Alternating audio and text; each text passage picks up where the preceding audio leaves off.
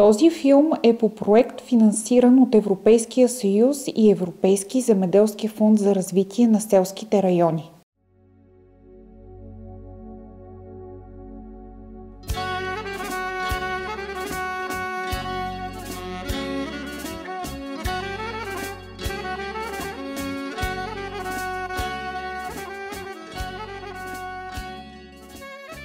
Мястото, където се преплитат Пирин и Родопите. Там, където традицията е все още жива, там, където живеят различни етноси и всеки със своето културно многообразие, прави долината по река Места едно от най-богатите и разнообразни места в България.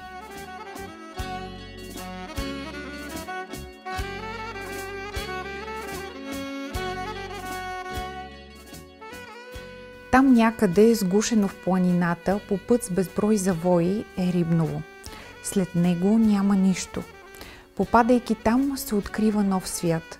Тези хора живеят друг живот. Техен, щастлив, игрив. Лятото всички са на гурбет, но зимата Рибново оживява. От народна музика, цветове, шарени костюми, защото идва сезонът на сватбите. Готвят се цял живот за този ден. При момичето родителите й откакто се роди събират чеиз, а при момчето строят дом. Това не е просто сватба, това е реален спектакъл, това се случва днес, а от кога датира, никой не може да каже.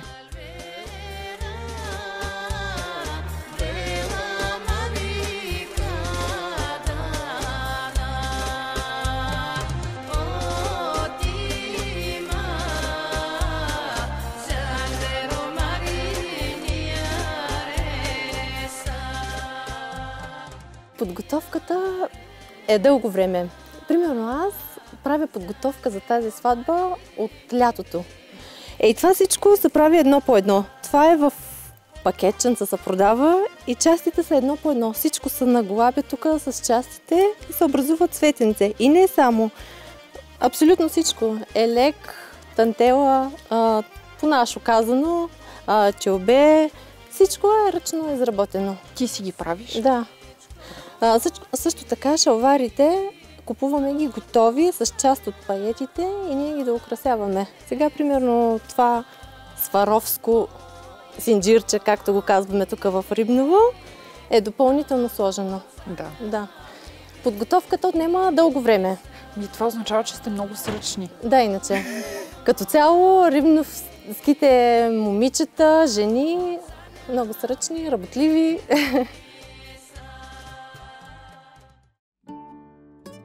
Сватбата в Рибново протича 2 дни. Всеки има своя роля в този обред, а най-трепетно е очакването на родителите на младоженците, които живеят за този момент години наред. Това си е традиционна родопска сватба, която протича с годеж, след това 2 дни сватба и накрая вече булката пристига тук. Специално за днеска младоженката е нейният празник. Тя кани своите близки, роднини, приятели.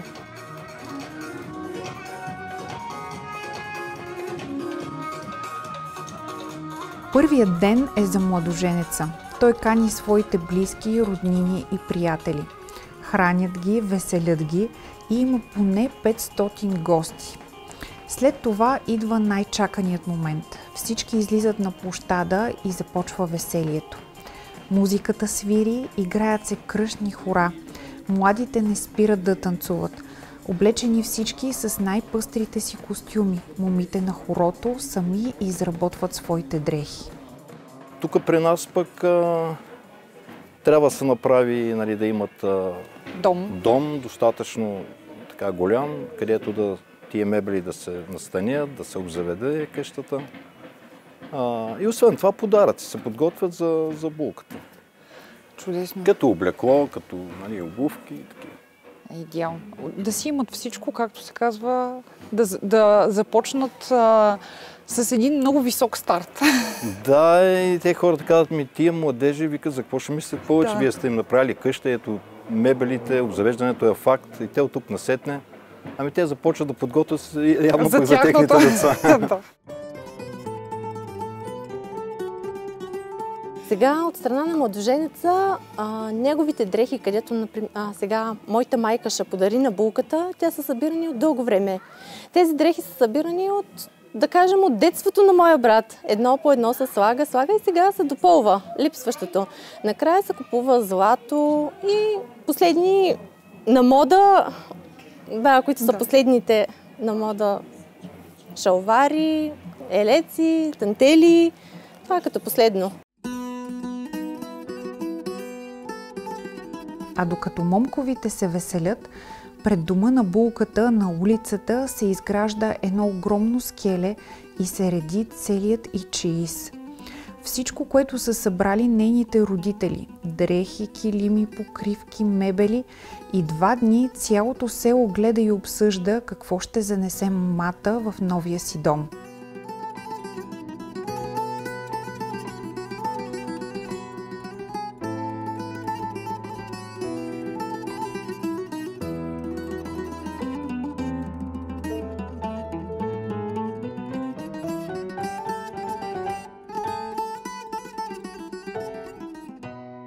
Има си в селото такива жени, където само с това се занимават.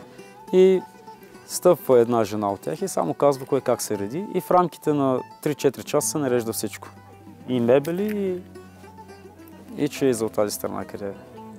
Колко време вие трябва да се подготвите за това цялото нещо, като да събирате абсолютно всичко? Значи, то се готвиш дълго време. Години. Години, да. Особено от страна на момичета, това е подготовка, която тече така през целия живот. Не е точно, но така последните, може би, 10 години от преди да наближи, то човек не знае кога може да се жени, но преди да наближи така срока, вече подготовката се засилва. Ако трябва да направим една съпоставка между днес и времето, в което вие сте се женили, има ли разлика в това, което се е случвало? Различно е, да. Различно е и по отношение на това, което се подготвя, защото сега и технологиите напредват. Може би видяхте и чеиза от телевизор до абсолютно всичко е там. Това, което е необходимо за едно домакинство, за едно семейство.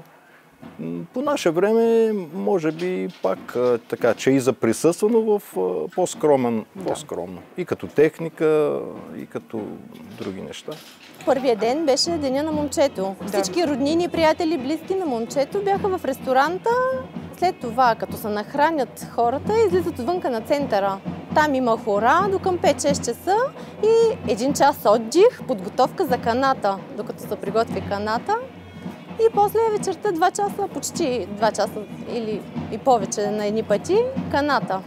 Всички танцуват, нали? Няма някой да не може да играе хоро? Ами, по принцип, момите. Да. Вече семейните, така, малко по-вечерта, иначе каната, като е забъркана, вече е сварена, ходи се младоженката. Свекървата каносва...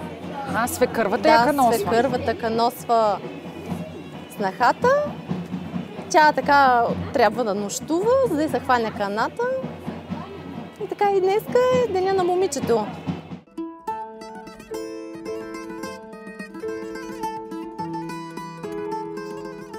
От страната на булката ранят в читалището, има гости, които са примерно роднини, комши, приятели, близки.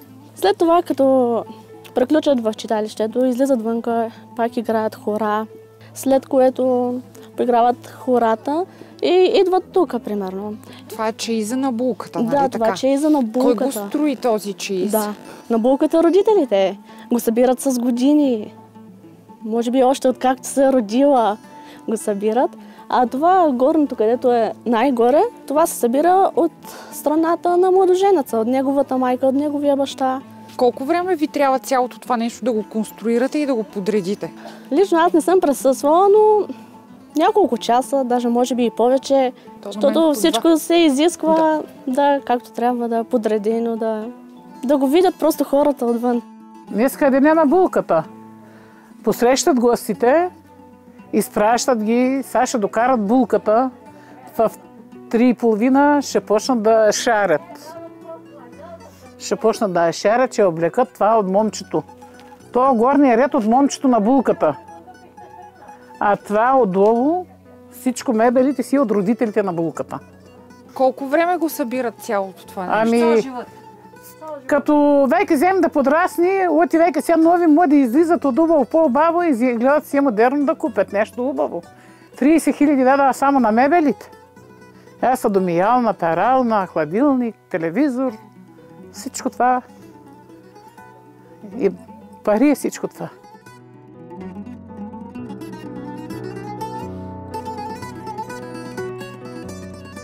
Вечерта, след хорото, отново се събират момите и свекървата каносва булката за здраве и късмет.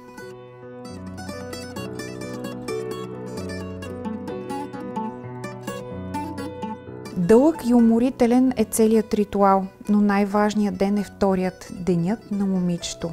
Тя кани своите близки и роднини в този ден. Шарени шалвари, цветове, маниста, всяка дреха е шита за този ден. След като се нахранят, излизат на хорото. Булката го повежда. Всички се хващат, танцуват без спир, часове наред и цялото село гледа.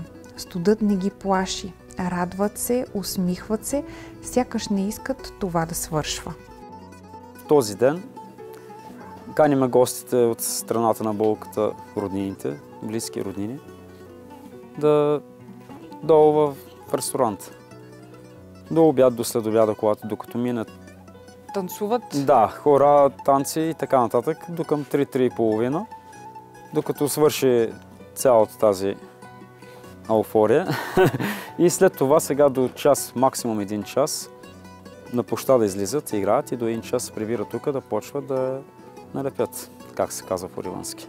При момата събиране на чаис, обзавеждане примерно на колкото стаи има. Да. Сега ти знаеш къде вървиш, нали, къде се омъжваш и с какво разполагаш.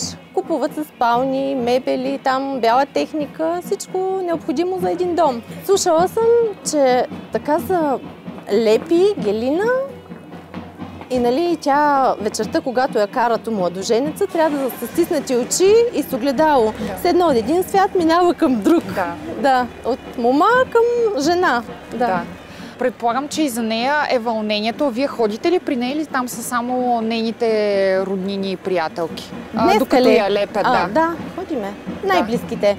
Не е хубаво да има много народ там, защото самия крем от топлината много отпуска и трябва малко по-тесен кръг. Много крем, много паети и цветчета се рисуват, червило.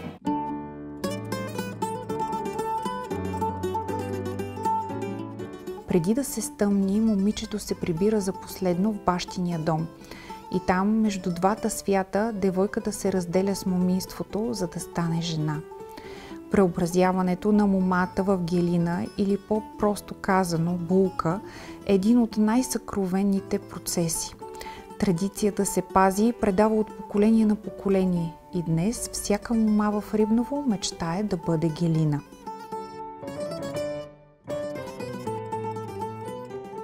Като че ли сме така, се придържаме към корените и спазваме традициите.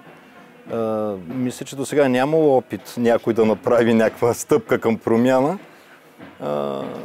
И така, даже се задълбават нещата с всяка следваща година, като че ли това, което се вижда сега на чаи, за следващата година може би ще има повече неща.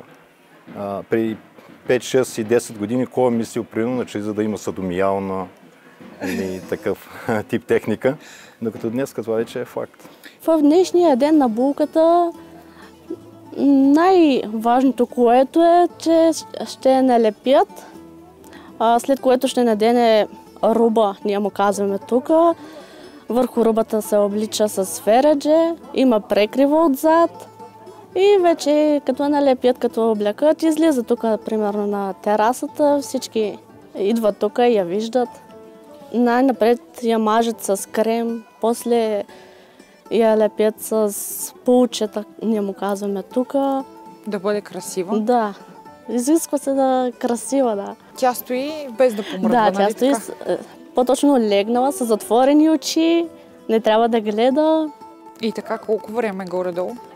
Най-много 2 часа, повече не.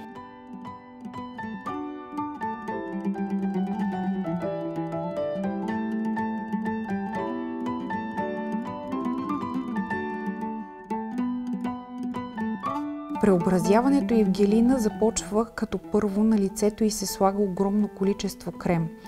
Трябва да е плътен, за да не се топи. Момичето не трябва да говори, да се смее, докато трае реденето на пулчета и паети.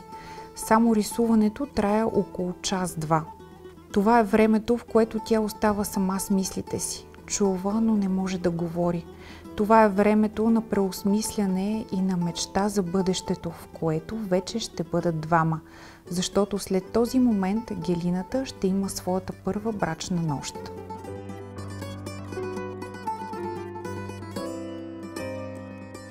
Едно време не имал такива мебели, ма сега всичко, гледай, от перална, садомиялна, телевизор, хладилник, всичко, там спална, мека мебел, ъглови. И какво 3 дни яли, пили и се веселили? Веселили накрая младоженците да са живи и здрави. Вътре на едно легло и има специална жена, където шери, където краси. Да. Защо се прави това нещо? И след това ще изкарат всички. Таква е традицията, ще изкарат всички да я видят. Това е първата брачна нощ, където ще откарат момчето. Редят се малките топчета из цялото й лице, пъстри, лъскави.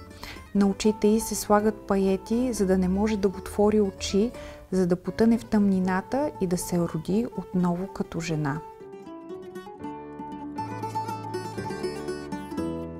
Когато е готова, слагат червено було и й дават огледало в ръка. Така я взима младоженецът и я води към новият им дом.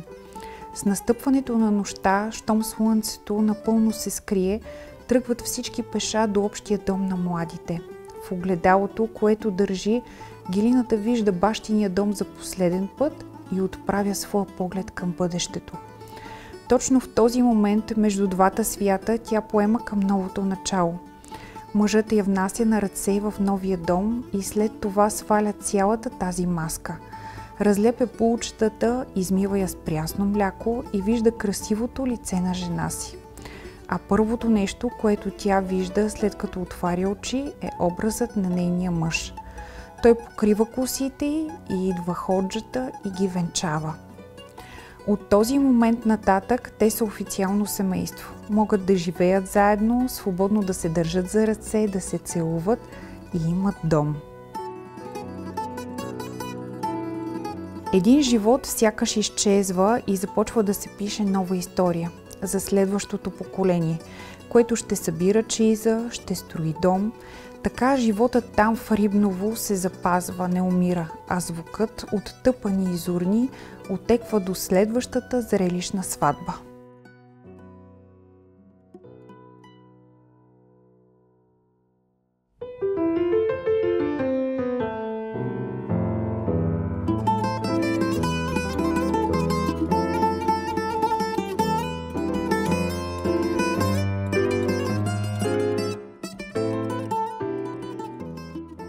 Музиката, която звучи по поречието на река Места, водата, която разделя Пирин от Родопите, която вдъхва живот, която разказва история, ни отвежда и до друго село – Баничан.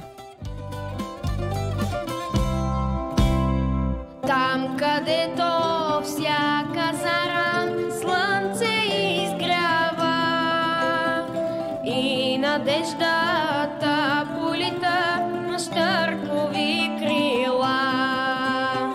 Пирин Сореляк протяга своите ръце, там в прегръдката им топла гуши се селце.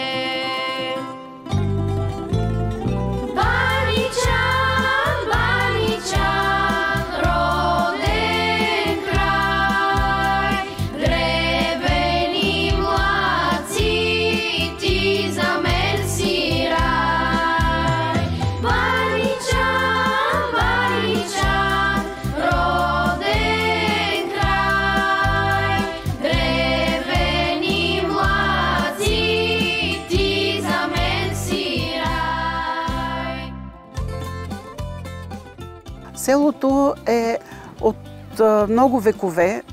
Това, което е останало до наши дни, преданията, няма останала някаква писмена история. но по наши данни най-напред той се е намирал там, където е марена, така наречената марена, покрай изворите. Там е извирало вода и има останки, намират, за съжаление, повече иманярите откриват останки от миналото наше население, което се е помещавало в тази част, старите лозя. Но когато започнали вече турците да нападат и България, хората са изплашили, че ще бъде и нашето село потурчено, и тогава решават да се предвижат по-навътре. Значи, преди много векове тук сега са голи и тези баири, но тогава е било гъста растителност, букови гори имало. И те решават, че колкото са по-настрани от пътя, или по-късно, те така го разказваха нашите дядовци, по-далече от шошето, няма да ги открият турците, и решават този извор да го запълнят с чували сярава вълна. В Баничан много са се отглеждали животните. По 200-300 глави добитък са имали овце, кози. Всичко, което всъщност са си произвеждали, те с това са изхранвали, да затрупват този извор, за да не може, като дойдат турците, да не се заселят и те там. Но водата обича чисто. Тя с тази сярава вълна, тя е мръсна, камъни са хвърлили в самия извор, за да го затрупат, да не избива водата, и тя си намира дамар. И се казва, че днешните минерални извори в Огняново, всъщност това е нашия извор, който е бил на Марена, или така наречената Топлицата. Ние така си го знаехме, Топлицата. И една част от населението тогава решават да се разделят. Една част тръгва на север. Имали са водач. Това са били по-богатите, по-будните баничани. И с този водач тръгват на север и се говори, че всъщност основава днешния град Банско. Друга част тръгват на юг, Република Гърция, сегашните. Това е село Серска Баница. Тя зато и селото си е Баница, а които са били по-болнички или с деца, с малки деца, не са могли да пътуват, са влезнали малко по-навътре, по-на запад, и са основали всъщност старото село, в която и ние сега се намираме точно в тези места на старото село, в двора на везената къща.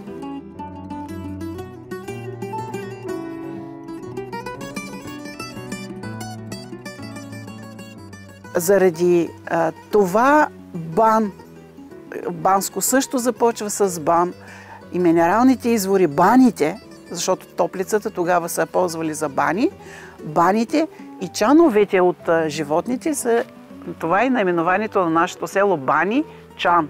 Бани и чанове. Много пъти първата асоциация с баница, да, ние правим оглед на баница, обичаме баници, но оттам е произхода на нашето име.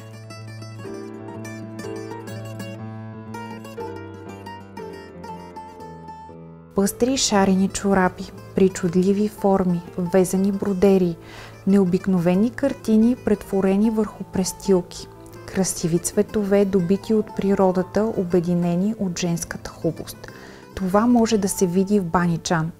Едно малко село, събрало в себе си духа от миналото, и по един необикновен начин местните го претворяват и днес. Възстановили традицията да плетат чорапи и престилки, точно такива, каквито преди векове правили техните баби.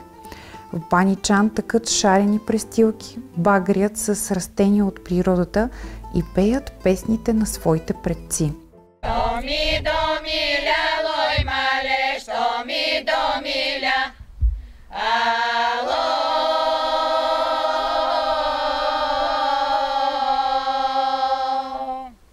Баничанско поле, мале, баничанско поле, оле.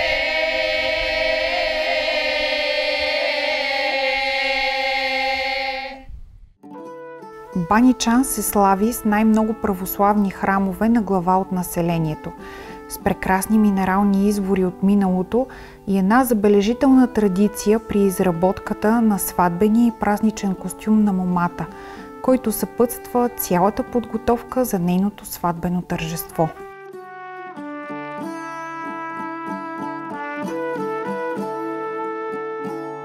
Сватбата е един от най-специалните ритуали за българина. Тук в Баничан се готвят дълго време за този момент, а при момата винаги е най-трепетното очакване. Характерната празнична носия е била бяла, с везени чорапи, шарени, пъстри, престилка и шамия. Такива, които никъде из България не може да се срещнат и видят. С баничански моми мале, с баничански мо, оми.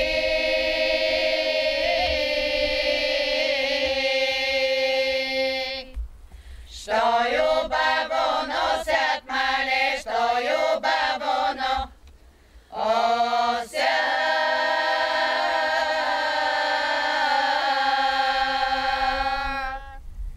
Сини бели са и мале, сини бели са,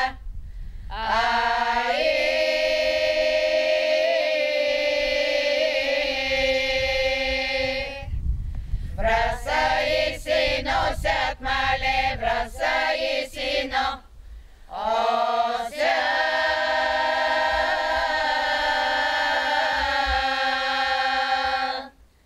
Везани престилки мале, везани престилки.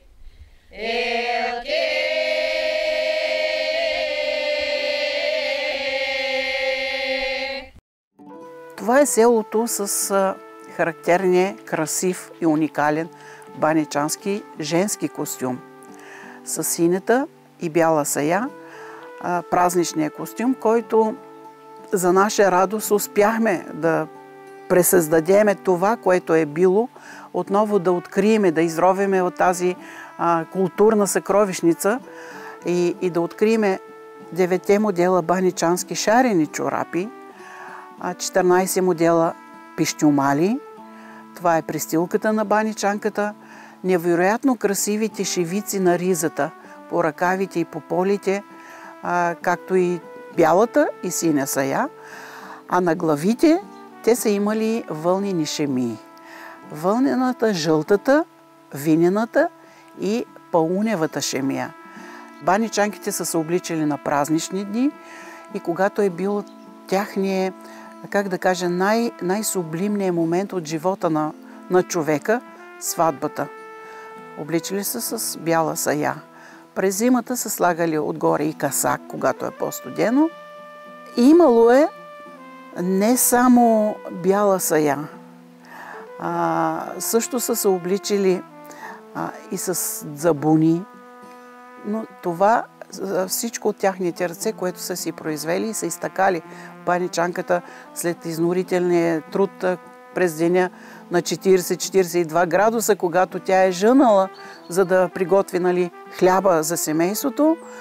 Вечер отново на газеничето или пък на боринката те са създавали красота, за да може на Божик. Божик, това е Коледа, на хорото да излезне с най-красивите чорапи, най-красивата носия, най-красивата поли, ризата. Било е срамно и грозно костюма на баничанката да не бъде избродиран, навезан. Това е показвало, колко момата е сръчна, но това е показвало колко момата вече е готова да встъпи в следващия си момент от живота в брак. Дрехите, които те са носили, те са показвали социалния статус на самата притежателка. По пищюмалите може да се разбере дали жената е омъжена, дали има дъщери. Самите пищюмали, те са ги носили, моделите са им били, как да кажа, това са били символите за... Това е било молитвата. Молитвата към природните сили, към Бога, който искате да го наречете, за да им помагат тези сили, те да се здобият с поколение.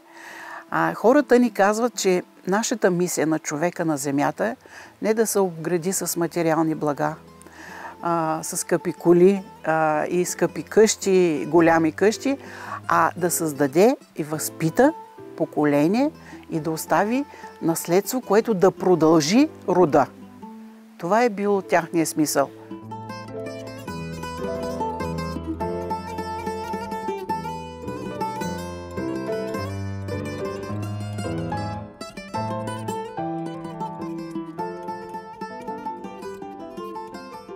Всяка една шевица, бродерия по чорапите или престилките, наричани още пищюмали, разказва за света, който е заобикалял местните хора. За слънцето, звездите, за природните явления. Сръчността и въображението на баничанката е било голямо. Във всяка една картина, претворена на чорапа, ризата или престилката, тя е наричала, закодирала е своето послание към този, който ще я носи, и е описвала светът, за който мечтае. Пояш ми свого лепоти ми и на тая сложна летърпеза не мога, горе не мога и тако ми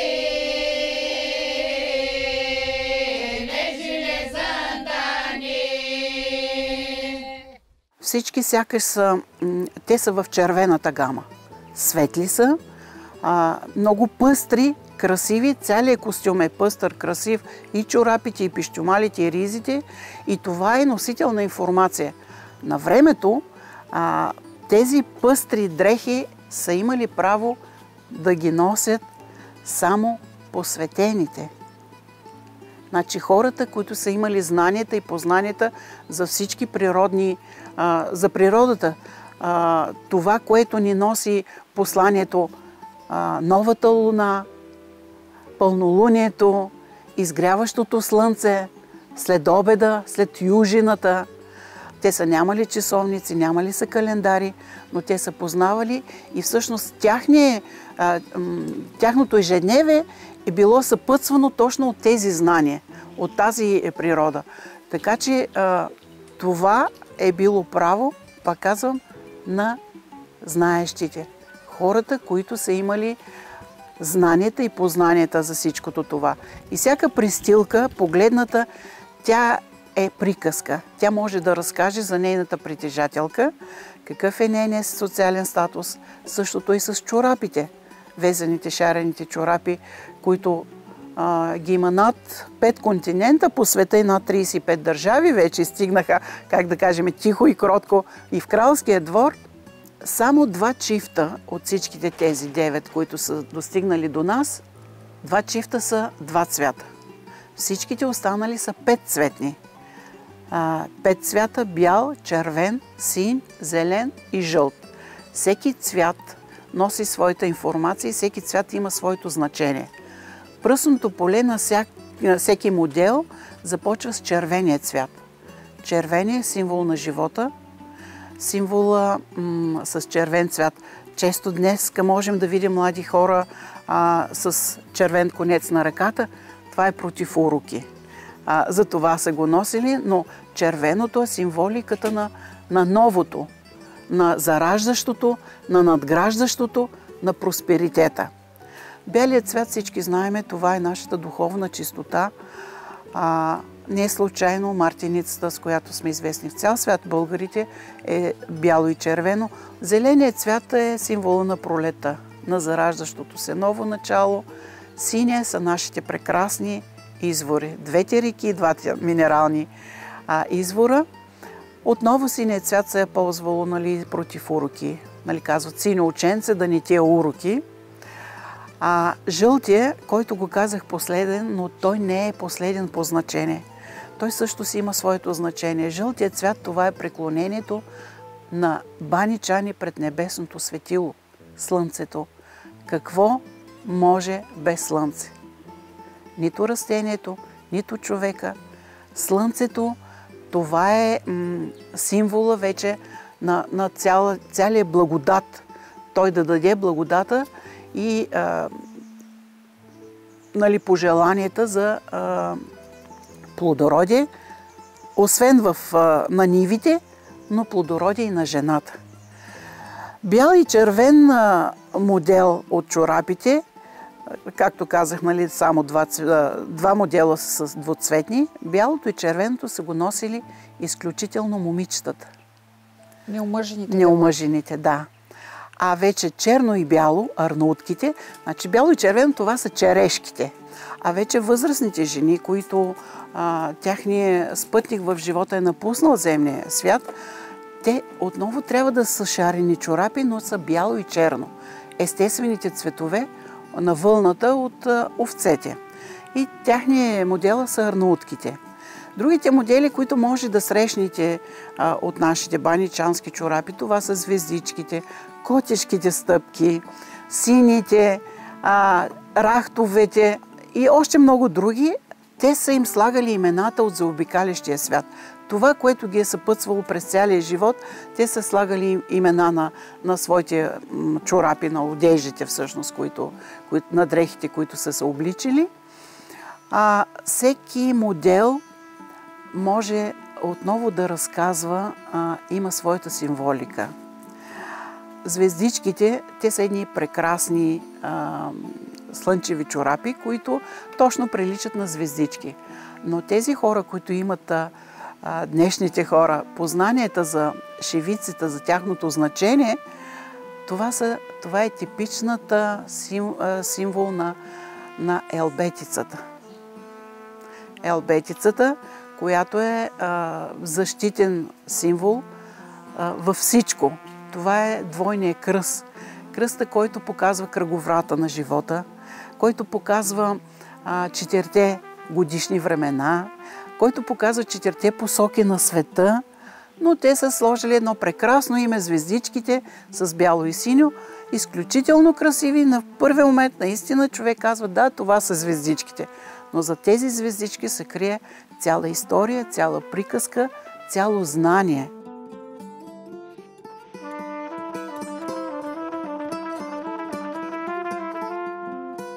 Интересен е един друг модел от чорапите, рахтовете.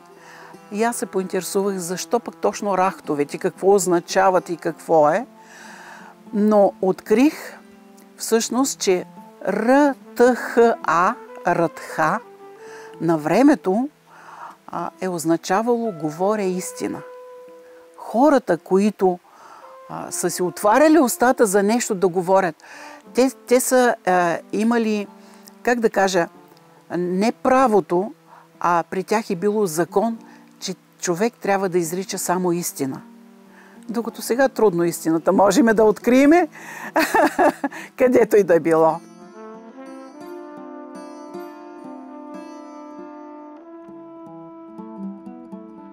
В Баничан основен поминък е отглеждането на животни. Всяко семейство е имало прежда, така ли са дрехи, престилки, но истинското изкуство е било да създадеш и обагриш вълната в различните цветове. Добре са познавали тайните на местните багрила. Използвали са различни растения, за да добият конкретен цвят, да получат определен нюанс. А накрая всичко това е претворявано в празничните костюми, които носи момата.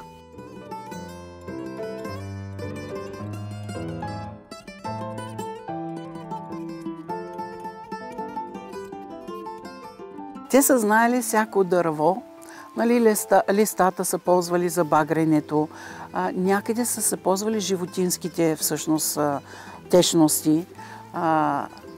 Този черният цвят, който се получава на касаците.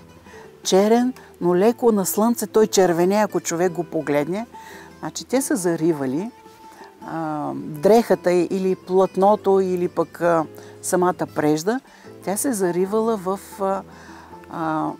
урина от животните, в глинени съдове и вънка там, където е било торището. И това ферментира и дава един характерен, един такъв цвят. Това черно с червения оттенък. Това е било. А пък Червеният цвят са добивали от корените на брош. Растението, което го има по Баничан. Казахме за люспите. Листата на ореха също са ползвали. Сега есенно време са събирали черупката, чераслата им се казва.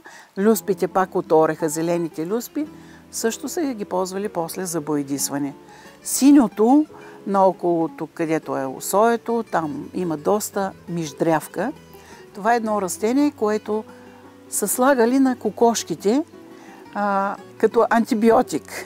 Да, те не са имали тогава ветеринарни доктори. Те са си били и ветеринарни доктори, и нали, хуманитарни, всичко, но те са имали тези знания, които всяка жена... Да, защото синьото е много специфично, вашето синьо конкретно, нали? Не е нито тъмно, нито светло. Има един много наситен, красив цвят, който се получава. Да.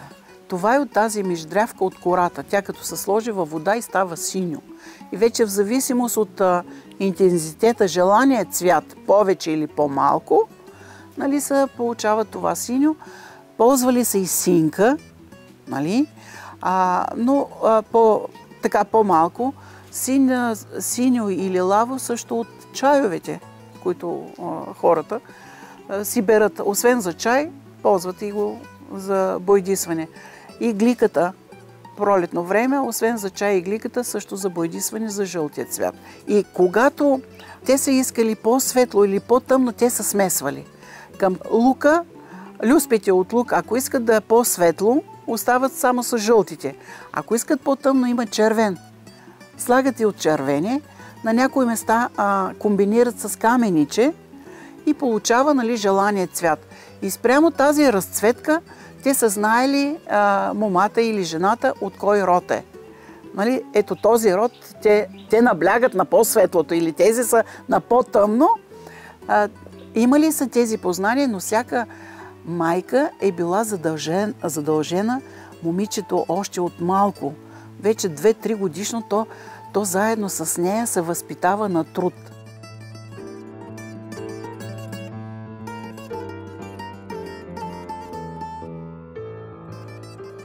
Отново тези шевици са пъстри. Преобладава червеният цвят и винения, ние така му казваме, виненият цвят. Нали, жълтото, синьото, зеленото, всичкото, което го казах, че го има в пищомалите и в чорапите, и тук преобладаващо точно този пъстрите нюанси на цветовете.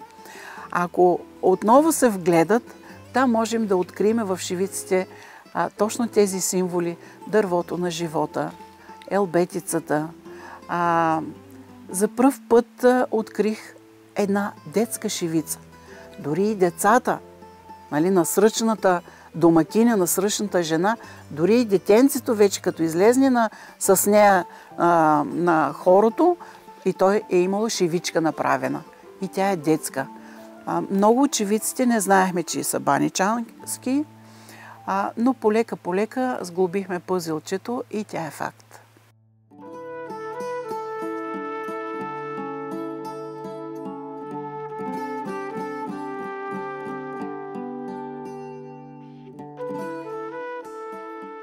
Още преди да се стигне до сватбата, част от традицията е огледа.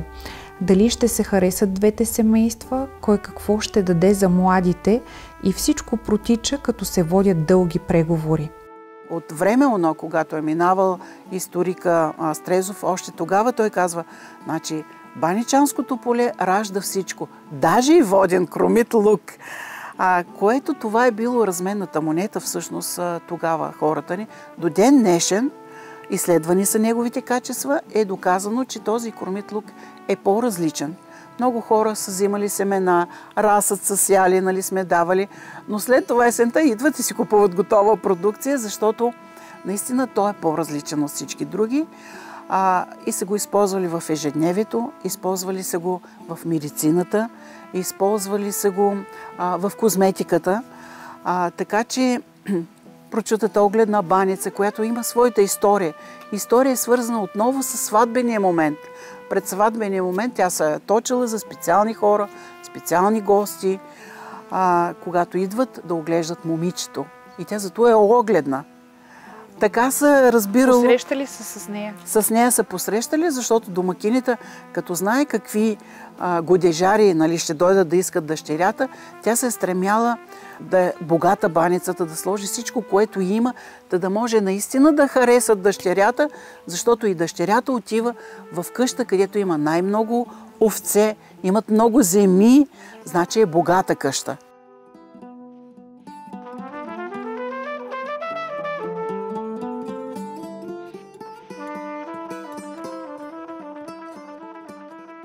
Аз открих и всъщност този красив костюм на баничанката. Исках да го запазя по някакъв начин. Не само на книга, както се казва, но да остане и на нещо друго, което е по-трайно. И ми изникна идеята да набродирам знаме, в което знаме красивите жени с бяла и синя сая, баничанки, които съм ги открила от Британската библиотека по снимки. Снимките са от средата някъде на миналия век. Направихме схема. Помогна ми жена, която избродирах тези жени да останат, нали, за поколенията. И всъщност там, наред с красивия костюм, аз избродирах думите на песента за баничанката, за нейната красота, за тези красиви шивици, за нейната носия, за уникалния костюм, съм го избродирала в думи. И това е песента «Що ми домиляло мале баничанско поле». Баничанско поле с баничански моми. Що убаво носят сини бели саи, в разсаи си носят везени престилки, на глави си носят шарени шеми, на ноги си носят шарени чорапи. На тази карта сме точно тези всички символи, които ги има само тук в Баничан. Могат да се видят и реликвите. Откривахме, малко шивици бяха запазени. Но човек като тръгне и сякаш нишката се разплита все повече и повече. И аз съм щастлива, че успях да направя тази карта.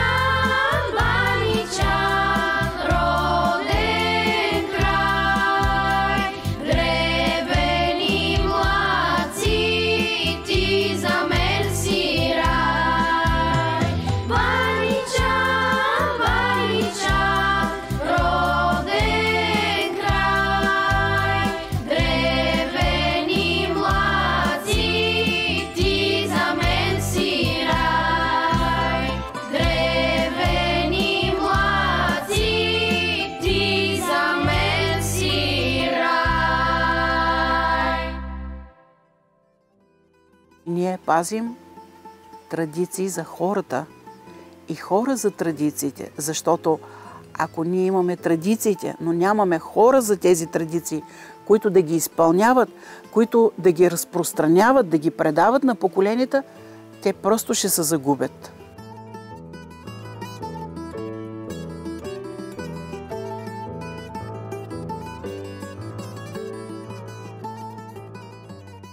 Два свята, една река, която е връзката между миналото и днес, която разказва традицията, запазена от векове и е мостът с нас.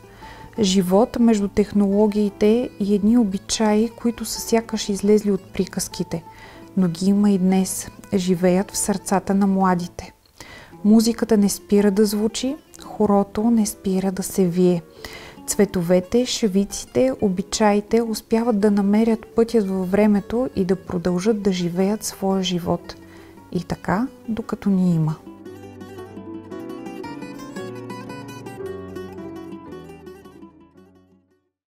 Този филм е по проект, финансиран от Европейския съюз и Европейски земеделски фонд за развитие на селските райони.